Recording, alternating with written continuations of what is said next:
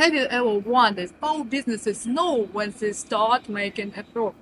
That's where the break-even point comes in. The break-even point is when a company's revenue equals its costs, no profit, no loss. Why is it important? It helps businesses understand how much they need to sell to cover expenses. To calculate the break-even point, take your fixed cost and divide them by the difference between the price and the variable cost. First, let's look at what fixed and variable costs are.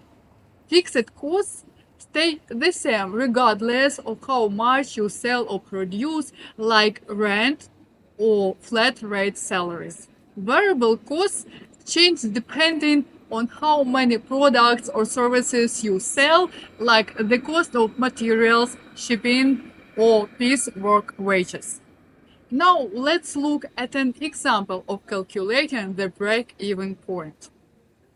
If you run a small furniture business and your fixed costs are $5,000 per month for rent, utilities, and management salaries, each year costs $50 to make, including materials and piece work labor, where workers are paid per chair made, and you sell each year for $100, the break-even point is 100 shares. This means you need to sell 100 shares per month to cover your costs and start making a profit.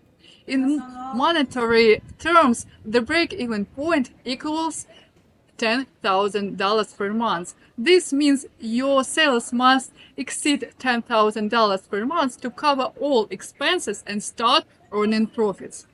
Subscribe for more business finance tips.